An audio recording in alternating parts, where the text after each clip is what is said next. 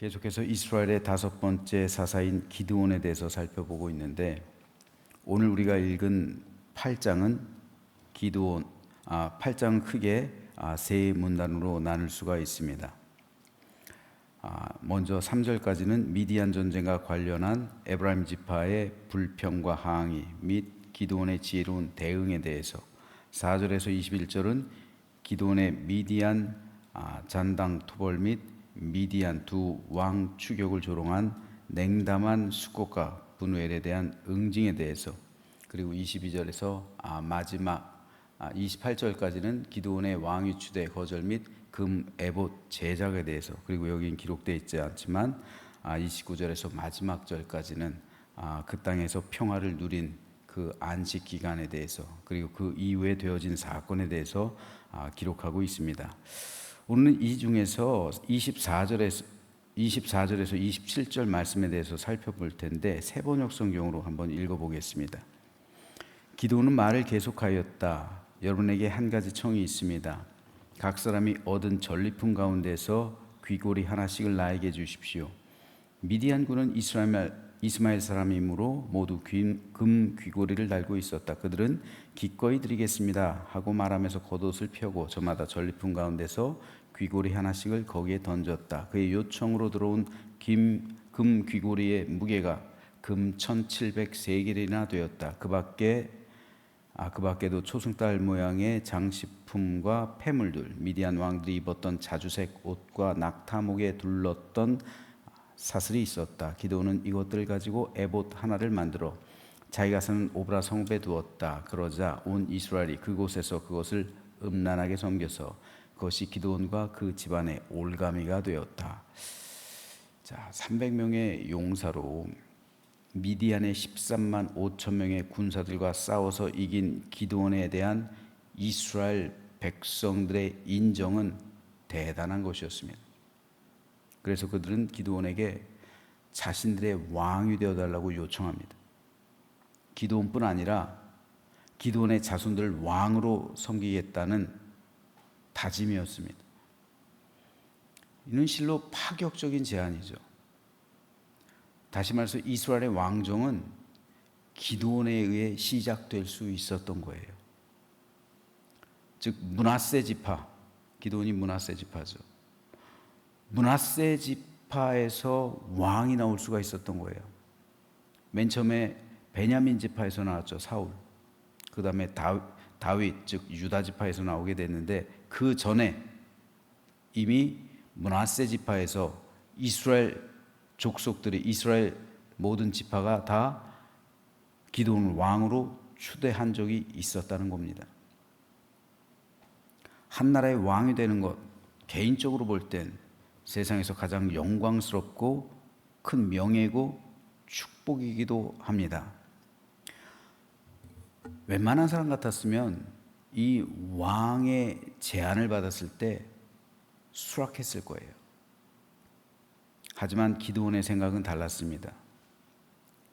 그는 이 전쟁의 주인공은 자신이 아니라 하나님이라는 사실을 분명히 깨달아 알고 있었습니다. 그래서 그는 모든 공로와 영광을 하나님께 돌렸어요.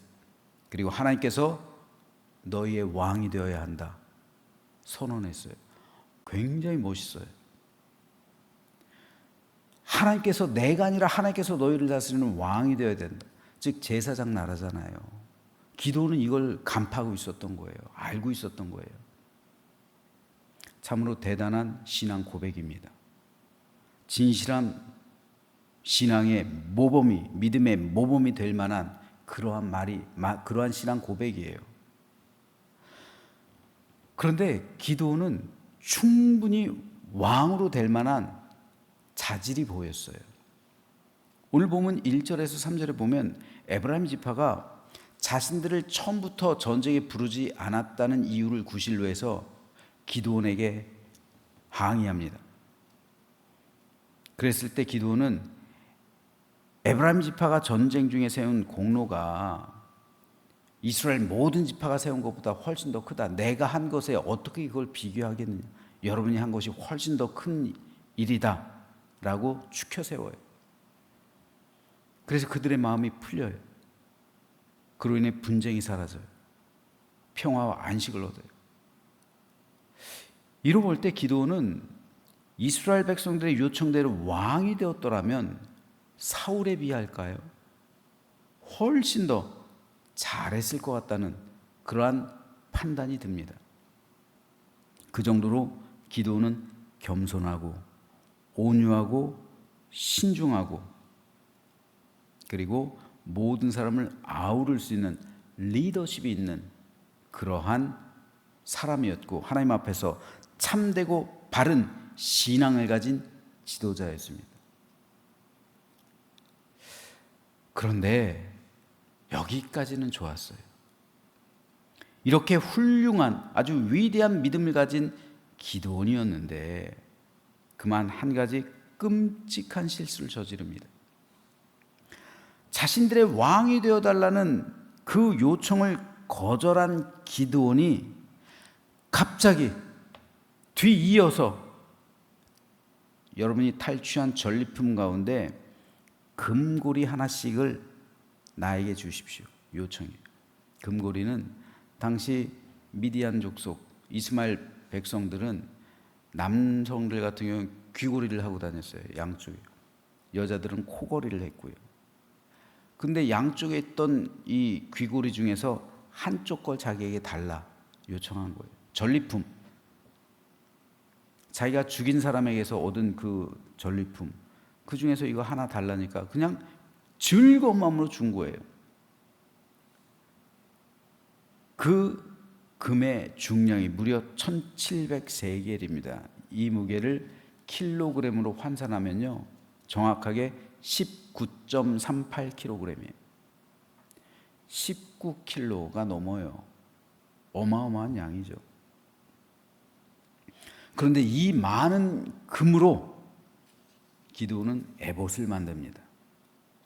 에봇은 대제사장이 입는 옷이에요. 그 겉옷 위에다가 청색으로 에봇을 만들어요. 그리고 그 안에 이 보석으로 12지파의 이름을 새기죠. 흉패예요. 이거 판결 흉패예요. 그리고 그 속에다가 우림과 둠밈이라는 돌을 넣어요. 이로써 하나님의 뜻을 알게 되는 거예요. 그 에봇, 그러니까 우리가 음식점 가서 먹을 때 그 뭐예요? 뭐라 그래요? 그거를 앞치마 같은 거예요. 에봇이 앞치마 같이 가장 앞쪽에 그런 형태예요. 그런 형태로 되어 있는데 판결 흉패가 있고 대제사장만 입는 옷이에요. 그런데 기드온은 그 에봇을 금으로 만들어요. 금으로 만들어다가 그러니까 19.38kg, 19kg가 넘는 그 금으로 에봇을 하나 멋있게 만들어 가지고 자기 집에다 둬요. 얼마나 멋있을까요? 여러분들 한번 생각해 보세요. 금은 사람들 지금도 그래요. 지금도 금은 사람들에게 있어서 선망의 대상이에요. 그 금 때문에 전쟁하는 거예요, 사실. 그렇잖아요. 전리품 얻기 위해서 그 금 때문에 하는 거예요.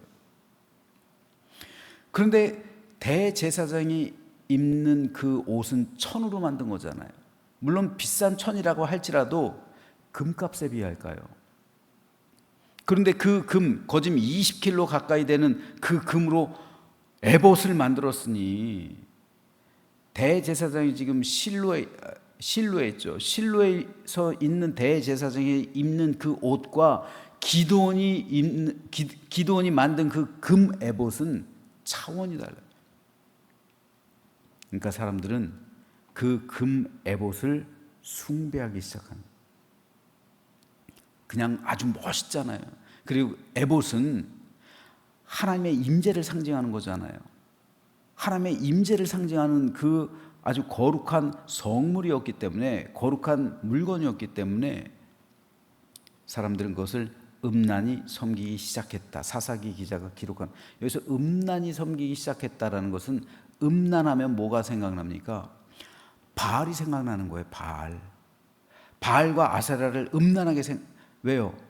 그들의 제사는 항상 성이 들어가니까요. 그걸 음란하게 섬겼다는 것은 마치 바알과 아세라를 섬기는 것처럼 금 에봇을 그렇게 숭배하게 되었다는 거예요. 우상 숭배하게, 금 에봇이 우상 숭배 대상이 되었단 말입니다. 자, 그렇다면 왜 기드온은 제사장밖에 입지 못하는 에봇을 금으로 만들어서 자기 집에 두었을까요? 두 가지 해석이 가능할 수가 있어요. 하나는 여호와의 전쟁에서 하나님께서 승리하셨다는 사실을 기념하기 위해서라는 거예요.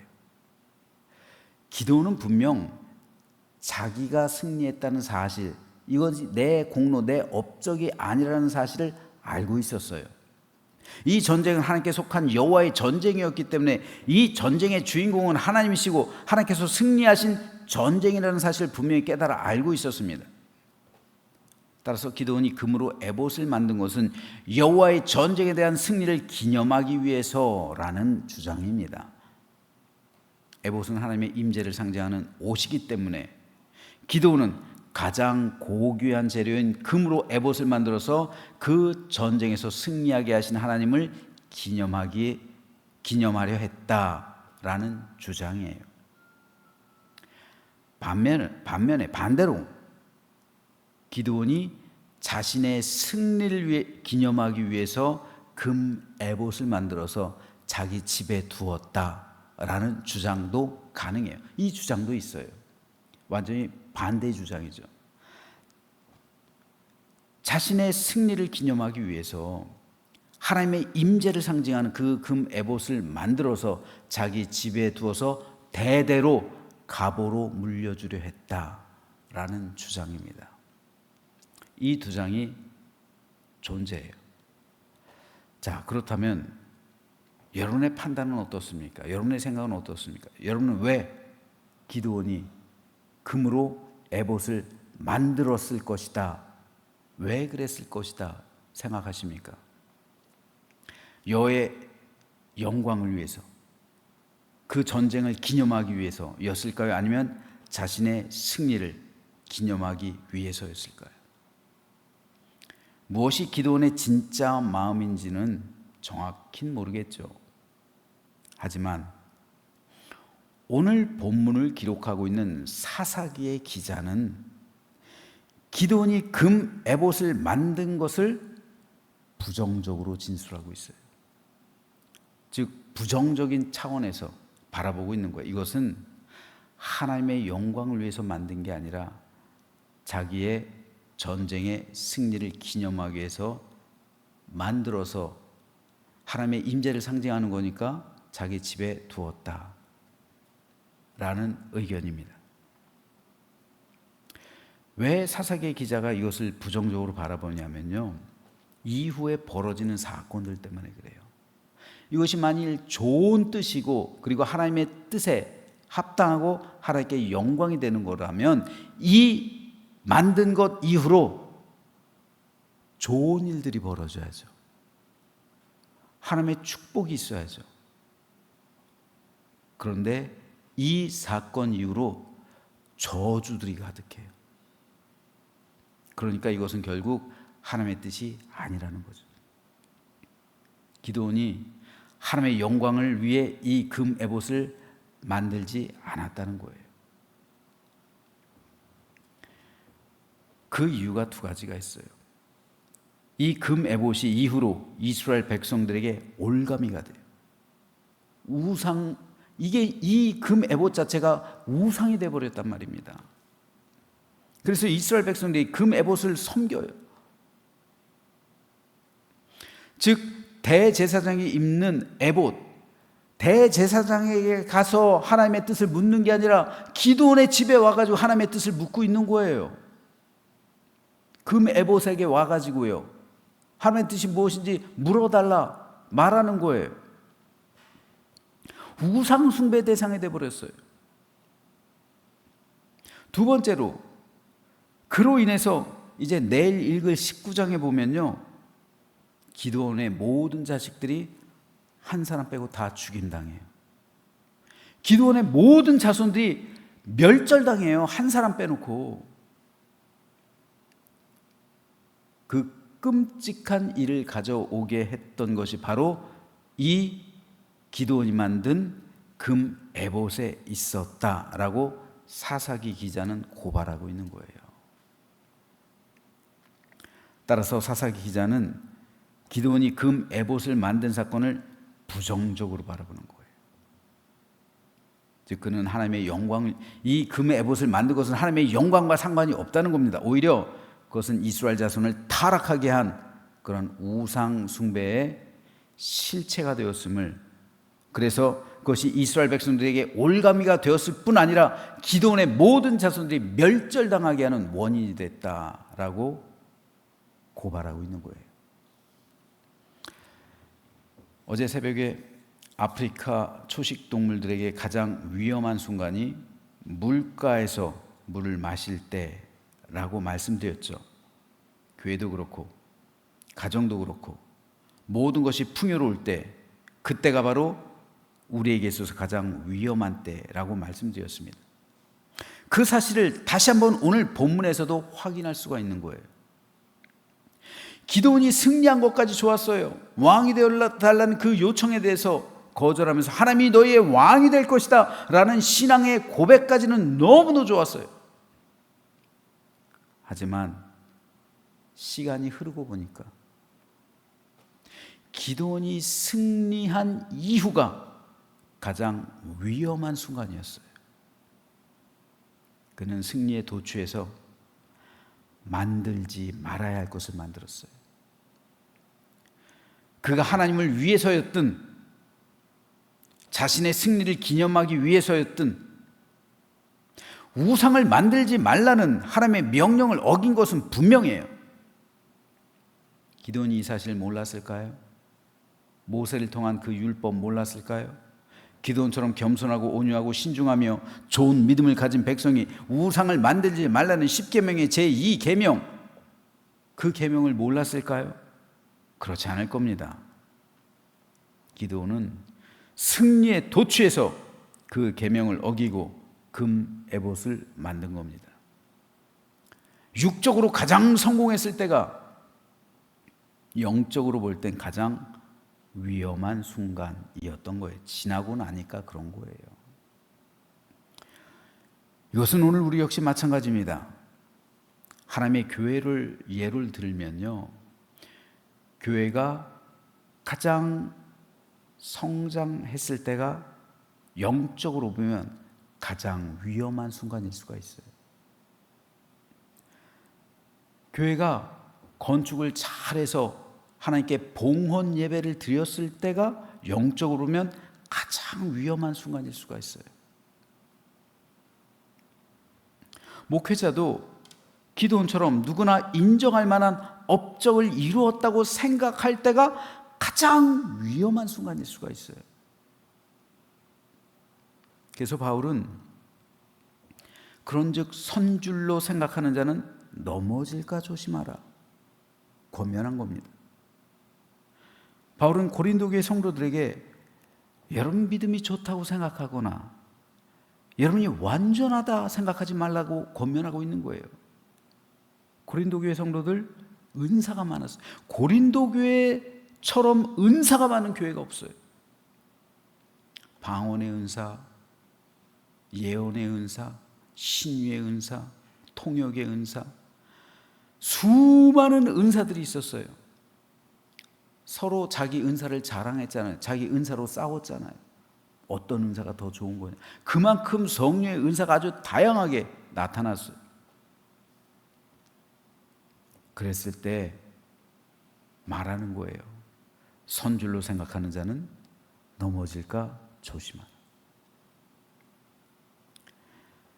교만한 생각이 들어가는 순간 하나님의 은혜가 그 사람을 떠나가는 거예요. 따라서 성도는, 우리는 늘 겸손해야 하고 낮아져야 합니다. 이것을 고린도 교회 성도들에게 말해주고 있는 거예요. 선줄로 생각하거든 넘어질까 조심하라. 그런데 이게 쉬운 게 아니에요. 쉬운 것 같은데 절대 쉽지가 않아요. 우리는 하나님 앞에 나와서 성공을 위해 기도하죠. 이 세상에서 성공을 위해서 기도하는데, 성공을 위해 기도하기에 앞서서 성공했을 때 겸손할 수 있는 마음을 달라고 먼저 기도할 수 있어야 돼요. 예를 들어서 우리 교회 리모델링을 지금 위해서 기도하고 있어요. 아직까지는 우리 교회가 겸손함을 잃지 않는 것 같아서 참 좋아요. 저도 그렇고 우리 성도 여러분들도 그렇고, 하나님의 이 일을 하면서 가장 깨끗하고 투명하고 정직하게 모든 일을 대하면요, 어려울 게 뭐가 있어요? 우리가 하나님과 사람과 내 양심 앞에서 떳떳하고 깨끗한데 어려울 게 뭐가 있어요? 모든 걸 하나님께서 진행해 주실 거예요. 그런데 정작 문제는 언제입니까?